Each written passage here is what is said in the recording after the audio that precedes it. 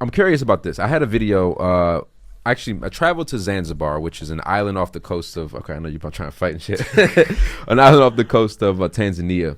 Beautiful place, man. If you've never been there, you got to go. And I met with an owner of a gym who brought the first MMA gym to this island.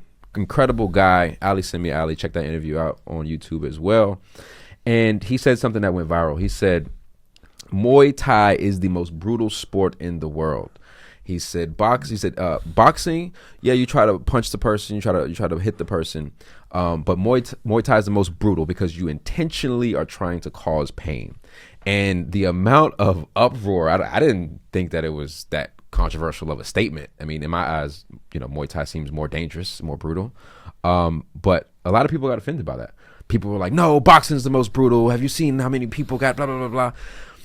What's your opinion on that? What's the most brutal martial arts where that can cause the most damage, in your opinion? Okay. A lot of people are autistic, and they want to believe what they want to believe because they do that thing. So if you're a boxer, you want to think boxing's the most brutal. If you do Thai boxing, you want to think that's the actual most brutal sport, I think, is something called Lethwei, which is Thai boxing, but with headbutts. So, or you have like bare knuckle MMA, that's pretty brutal as well. But as for like a sport that's more recognized, he's 1000% right. Thai boxing is the most brutal because in Thai boxing, if you take a step back, if you're in the ring and you're fighting each other and you step back, you lose points. So the idea is that you have to literally walk through each other. So there's no like dancing around, footwork, movement. You'll find when you watch Thai boxers that transition into MMA, they're very static, they're very stiff, they're very square. Because it's literally like, I'm fucking harder than you, I'm going to elbow your head off, you're going to, that's it. It's just back. In boxing, you've got a phrase called toe-to-toe, right? When you move toe-to-toe, Thai boxing is toe-to-toe for the whole fight. There's no movement backwards, there's no finesse. There's a little bit more now, but traditional Thai boxing is like you stand in front of each other until one person falls over. It's by far the most brutal, by far. Boxing, I think, you've got guys that Thai box from the age of 3, and by the time they're 16, 17, their career's over because they've fucking destroyed their bodies, they've destroyed their brains, like little Thai kids. They've had 500 fights.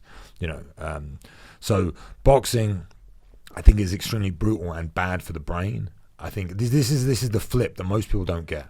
MMA is actually probably the safest sport for the brain out there because the whole 10 count thing in boxing is brutal.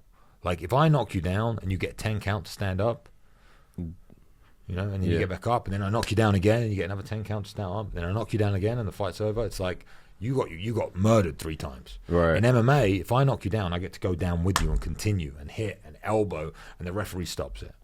Right? So there's actually a lot less damage to the brain in MMA. Doesn't sound like it the way I just described it, but there is in boxing because boxing is repetitive. There's a lot more brain damage in boxing than there is in mixed martial arts because the fights are stopped. They ended quicker. That's what I figured. So I was trying to figure out what the fuck is wrong with everybody because it seems like, and also you have more tools at your disposal. Your elbowing, your knees, and not just that, but I had 10 or 12 MMA fights, and then I had one boxing fight. I did an ABA boxing fight in the UK, and I was terrified because I was like, wait a second, if I can't beat this guy with my jab or hit him, I'm gonna get fucking wrecked. Like there's no another dimension. I can't grab him. Right. I can't take him down. I can't teep. I can't move. I can't do anything. If I don't beat him with my hands, I'm fucked. Boxing is like the most singular. So I understand what people were thinking about that. I've done Thai boxing fights. I've had boxing fights. I've had taekwondo. I've had every fight you could think of. So it's like, except for I haven't had bare knuckle boxing, MMA fight. That'd be tough. But like, it's so singular, boxing. So that's where I can understand what they're saying about being brutal. It's not brutal. Brutal is the wrong word, but it's like you either win or you lose. Like there's no in between. You know what I mean? The guy's going to pound you or you're going to win. It's so, that's why they call it like the science of boxing. But I think because it's so singular, I understand what they mean. Like there's no, like in Thai boxing, if you're getting hurt, you can clinch. If you can elbow, you can kick, you can teep them away. That you can change the less weapons that you get, the more difficult I think the sport is. Yeah. Like boxers are in my opinion, fucking lazy when it comes to training and competing compared to MMA fighters. Like the amount that you have to do. Yeah, because you have to train so many different disciplines. And as a Thai boxer, like boxing's so easy compared to those sports, but they become so proficient and good at one thing. Yeah. So I think now the science has kind of caught up with people like Anthony Joshua and you know these animals that are now boxing.